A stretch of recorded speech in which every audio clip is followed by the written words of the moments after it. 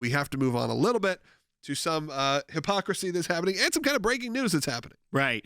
So this came out of the Washington Post this morning. It's an exclusive report, they say, and they've talked to people familiar with the matter, and this goes back to the raid of Mar-a-Lago back on August 8th of last year.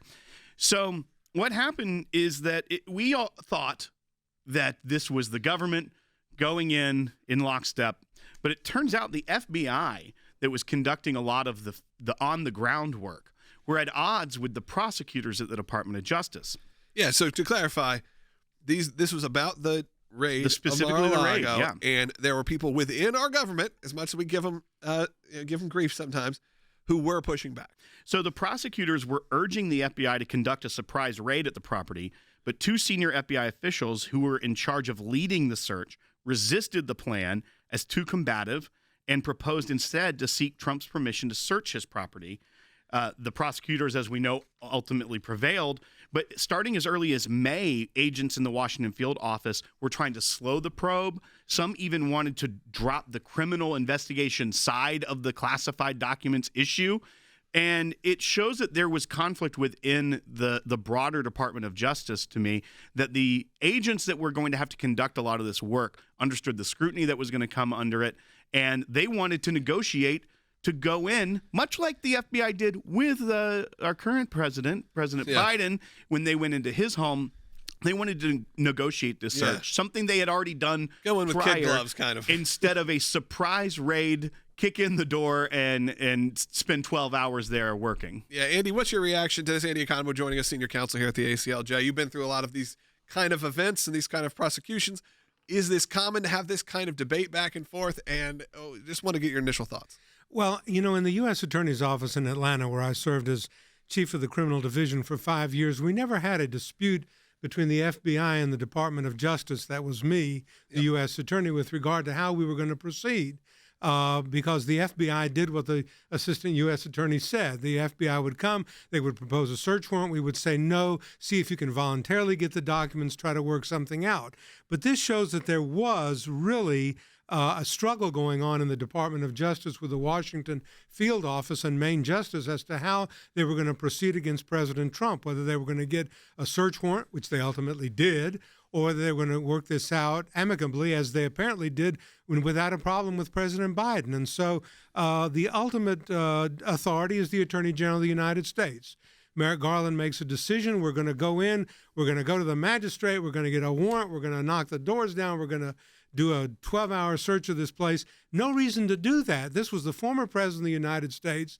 The documents had been in discussion with the archives about what they were going to keep and what they were going to give. So there was no reason to do this. And we would, as a prosecutor, I would never have authorized the FBI to take such ridiculously extreme and aggressive action. And with President Biden, of course, he found documents in his Corvette's garage. He found them here. He found them there. No one went in with a search warrant. Everyone said, let's work it out. We'll come in voluntarily. You had people who did not have clearance looking at documents. So, yes, the Justice Department treated Biden and Trump in a grotesquely, in my view, different fashion. Well, and Andy, that's part of the concern we've had here for quite some time is the politicization of the Department of Justice. And that carries over into the FBI as well. It does seem, as we've said many times around here, that the line agents, people that have to go do the work, you can't always blame them for the leaders' choices when it comes to how politics shakes out. Does it look like here that almost has some confirmation of what we've been concerned about, that when the field agents want to do the right thing and do things properly as to not draw undue scrutiny over their agency, they're being overruled by a politicized bureau up in D.C.? Yes.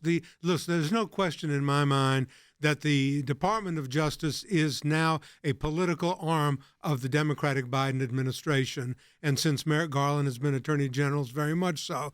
I find that repugnant and disgusting.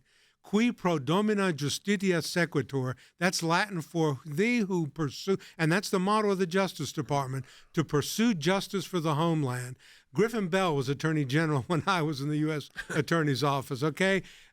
a distinguished jurist. He ran the Department of Justice in an even-handed manner. We were never politicized. We were never told to pursue things for political purposes. We never felt that. That's not the same today, Will. It does feel like that has changed, and maybe it is. I always thought maybe it's just our perception of the way media is being run, but it does feel that these departments that were kind of above reproach when it comes to even the FBI, the CIA, the Department of Justice, even though they were controlled somewhat by the presidency, they didn't have this sort of stink or this stigma about them that felt like political operatives. No, and stink is a good word because that's exactly what it is. When we went to the Justice Department, we went there knowing that this was a pristine agency that did not have any political motive, did not have a political agenda, did not operate on politics, operated on what are the facts and what should we do in a proper fashion for justice to be done. That cannot be said to be the case under Merrick Garland and the current FBI. I see that every day when I look at what goes on at the Department of Justice, and it's an embarrassment. And then I guess the next step is trying to figure out what we can do and what can be done with this information, and if anything can be done, but at least we're bringing it to light. People are finding out really what's going on in these situations, and somewhat it actually gives me a little bit of hope that there are people inside these departments going, we have gone too far. Well, and what we do know is, as we like to do here at the ACLJ, is take action. Yep. We had FOIA requests that went out immediately when they found the classified documents at President Biden's home and at his office, and we were very early in that. We're already starting to get document production on that, and that's one of the key ways we can hold an administration accountable when the Congress isn't fully controlled by the conservatives. So we here at ACLJ take action. Our lawyers send FOIA requests. We got expedited review of that FOIA request, and we're already getting document production to find out the differences, not just from the Department of Justice, but how these administrations between the archives and other branches were talking about how to pursue this.